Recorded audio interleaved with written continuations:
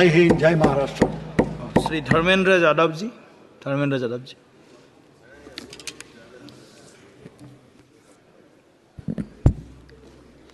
धन्यवाद सभापति महोदय। 18वीं लोकसभा के निर्वाचन के बाद और इस नए संसद भवन के बनने के बाद आज मैं पहली बार बोलने के लिए खड़ा हुआ हूँ। आपने मुझे मौका दिया, उसके लिए बहुत बहुत धन्यवाद देता हूँ।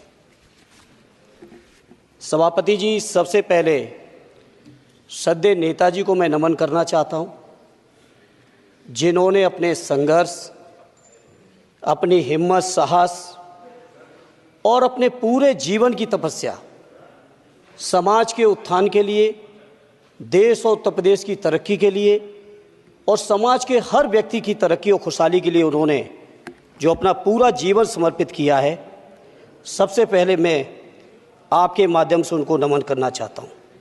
माननीय सभापति महोदय, श्रद्धेय नेताजी ने हम लोगों को अपने समाजवादी विरासत में इंसाफ और इंसानियत, न्याय और हक की लड़ाई करना सिखाया है। उस लड़ाई को हम लोग बखूबी अपने नेता आदरणीय अखिलेश यादव जी के नेतृत्व में शानदार तरीके से उस विरासत को न केवल लड़ रहे हैं, बल्कि नेताजी के हर सपने को पूरा करने तक हम लोग चुप बैठने वाले नहीं हैं। सभापति महोदय, बजट एक व्यापक विषय है और जब इस विषय के बारे में सोचते हैं तो समझ में नहीं आ रहा कि कहाँ से शुरू करें, क्योंकि देश में आज कोई वर्ग नहीं बचा है।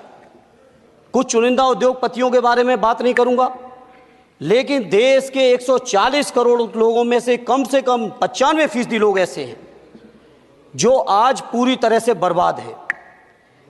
एनडीए की ये सरकार 11वां बजट पेश कर रही है, लेकिन इस 11वें बजट के बावजूद अगर मैं देखता हूं तो समाज की जो गरीबों के लिए सबसे ज़्यादा ज़रूरी चीज़ें हैं, स्वास्थ्य का है तो स्वास्थ्य 2023 और 24 में बजट घटा दिया है।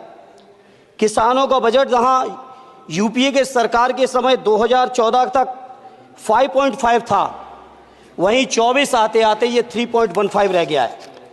शिक्षा का बजट जहां 2013 में 4.77 था, आज 23-24 आते आते ये 2.5% रह गया है। इसी तरह से जितनी भी ज़रूरी चीज़ें हैं, सभापति महोदय, मुझे कहने में कोई संकोच नहीं, ये जो बीजेपी की एनडीए की सरकार है, ये सरकार पूरी तरह से गरीब विरोधी, किसान विरोधी, नौजवान विरोधी, बुनकर विरोधी, छात्र विरोधी, दलित विरोधी, पिछड़ा विरोधी, मजदूर विरोधी, जितनी भी अगर उपाधियां दी जाएंगी सभापति महोदय वो कम हैं।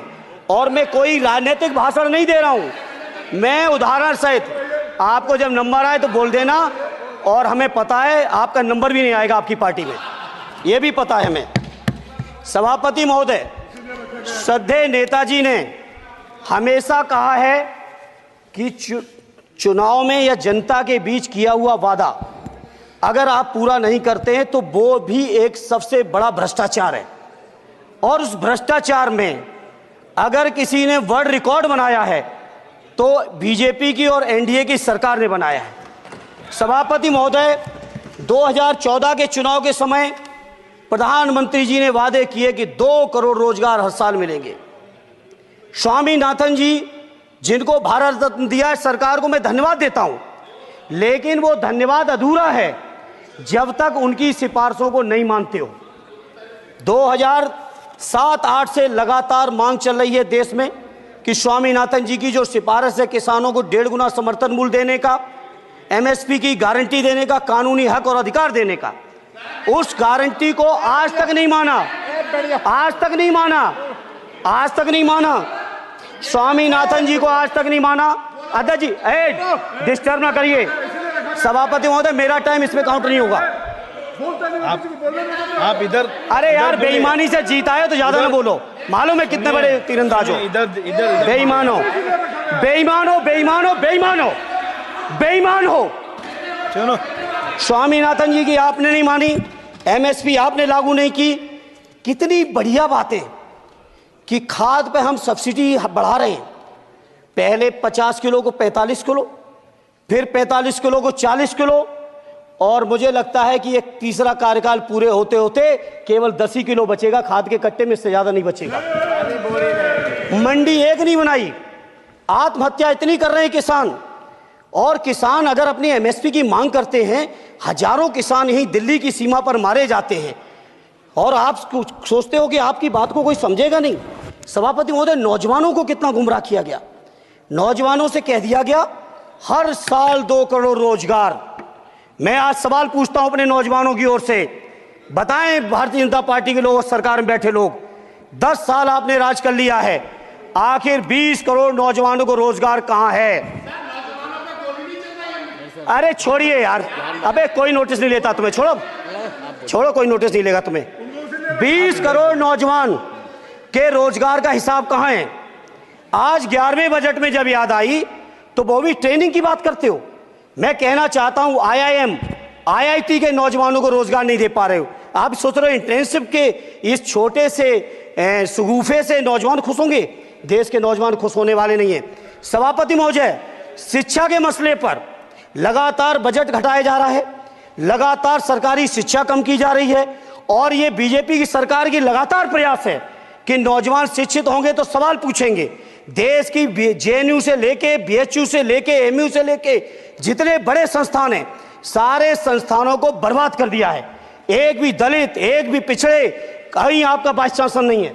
लगातार जितने भी आपके professor, associate professor, assistant professor की नियुक्तियों में RSS का जब तक कोई फंडामेंटल कोर्स नहीं करेगा, बेसिक कोर्स, तब तक उसकी नियुक्ति नहीं होगी। आप क्या सोच रहे हो देश नहीं देख रहा है नौजवान? UGC का बजट लगातार कम किया जा रहा है। मेरा खुला आरोप है इस सरकार पर कि ये सरकार शिक्षा को प्राइवेट करके, शिक्षा को मुट्ठी भर उद्योगपतियों के हाथों में देके, शिक्षा को चुनिंदा लोगों के हाथ में देके, देश के 140 करोड़, जिसमें मैं समझता हूं 90% लोग गरीब हैं, उन गरीबों के हाथों से शिक्षा को छीनने का ये जो आपकी सरकार षड्यंत्र कर रही है, इसके लिए हम लोग इस मौके पे विरोध करते हैं। लगातार फीस बढ़ा रहे हैं, शिक्षकों की कमी है, रोजगार आप दे नहीं पा रहे हो, सामाजिक असमानता। सभापति महोदय, 2014 में जिस समय सरकार बनी थी NDA की, उस समय देश की जितनी भी जो आर्थिक चीजें थी, जो वेल्थ थी, उसमें पिछड़ों की हैसियत 17% थी, 17%, और आज 10 साल की NDA की सरकार के बाद पिछड़ों की आर्थिक हैसियत हो गई है केवल 9%। मैं कहना चाहता हूं चुनौती के साथ, वित्त मंत्री अपने जवाब में बता दें, अनुसूचित जनजाति का एक भी व्यक्ति देश में अरबपति हो तो बता दो, एक भी अरबपति हो तो बता दो, एक भी दलित को अरबपति आपने बना दिया हो तो बता दो, एक भी पिछड़े को बना दिया हो तो बता दो। आप जवाब में दे देना, आप डेटा दे देना, आप डेटा दे देना, हमारी दबाव नहीं रुकेगी।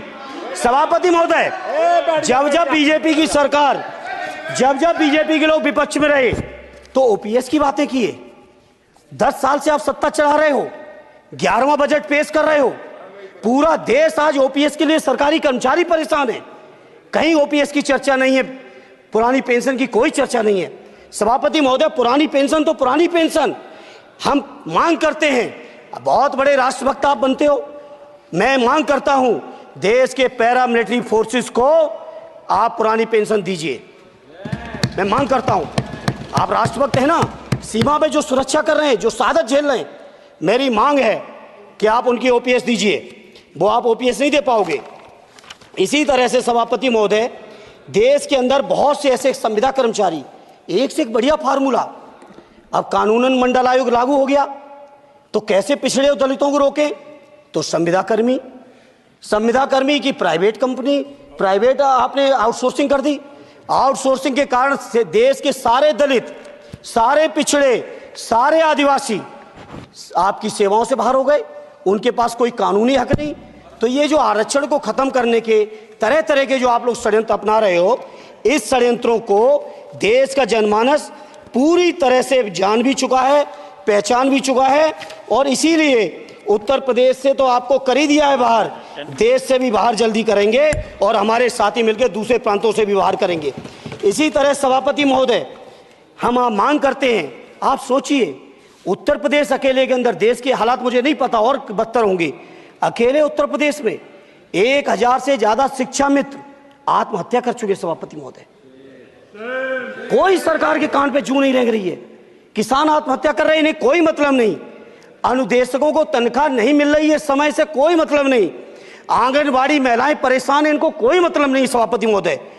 आपकी आशा बहुएं, आपकी ये रसोईया महिलाएं, आपकी आंगनबाड़ी, पंचायत सहायक, रोजगार सेवक, मैं समझता हूं सभापति महोदय यहां बैठे हर सदस्य के पास इनके क्षेत्रों का ये डेलीगेशन जरूर मिलता होगा और मांग करता होगा कि कम से कम हमारा मानदेय बढ़ाया जाए, हमें स्थायी किया जाए।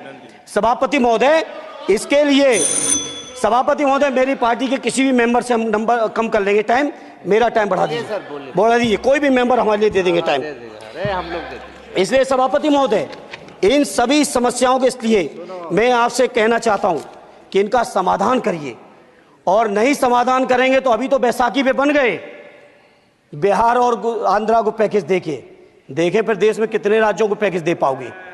अरे वित्त मंत्री जी उत्तर प्रदेश से आते हो, इतना भी हक नहीं कि पूरे बजट भाषण में एक बार उत्तर प्रदेश का नाम आ जाता। इतना अयोध्या से नफरत हो गई, अयोध्या से अवधेश जी क्या जीत गए, आप लोगों को इतनी नफरत हो गई कि एक भी उत्तर प्रदेश का एक बार भी नाम नहीं आया सभापति महोदय। इसे मैं आज इस मौके पर सभापति महोदय देश के गरीबों, किसानों, नौजवानों, व्यापारियों, बुनकरों सभी की ओर से कहना चाहता हूं, ये बजट देश विरोधी बजट है। कुछ समस्याओं के लिए सभापति महोदय संवेदनशीलता के साथ मैं कहूंगा सरकार को विचार करना चाहिए।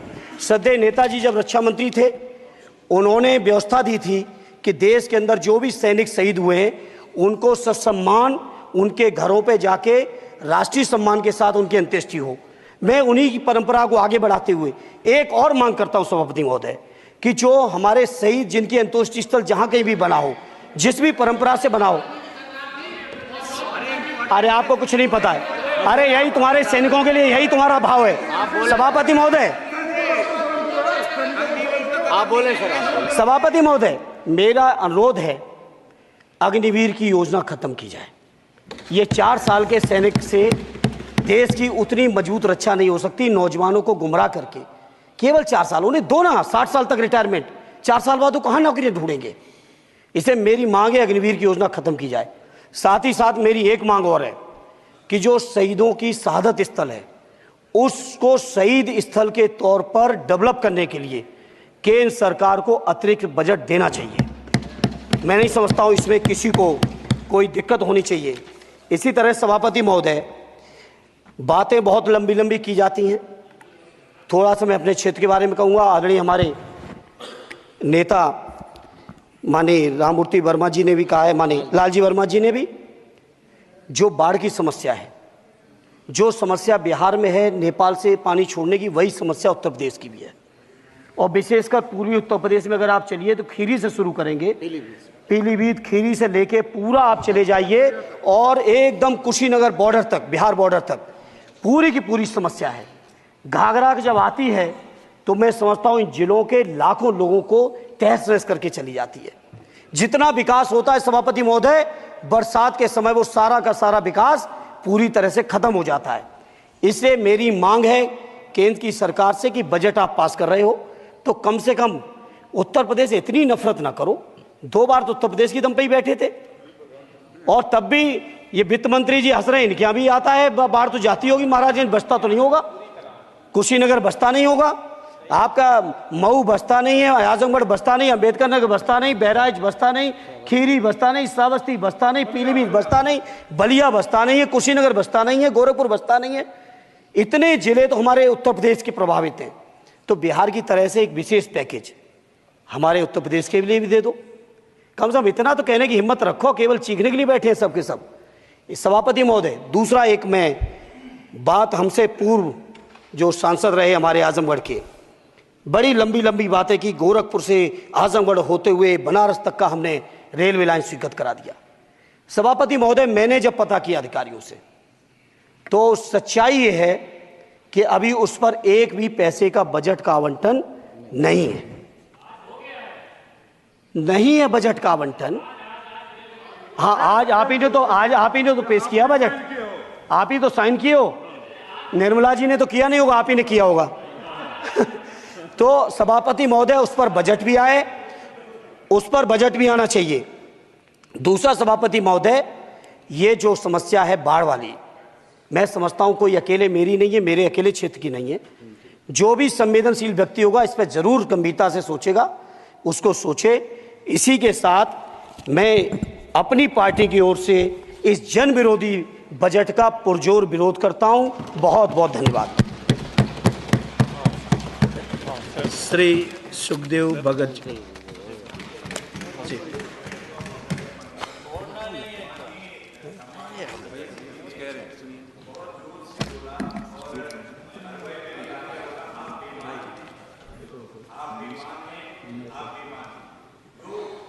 असंसदीय है मान्यवर, मेरा निवेदन रहेगा, वैसे तो भाषा शैली हमें सभी को ठीक करनी चाहिए, लेकिन ये अगर कहीं ये शब्द आ गया हो, अगर कहीं ये शब्द कार्रवाई में आ गया हो तो मान्यवर निवेदन है उसे हटा दिया जाना चाहिए। देख लेंगे।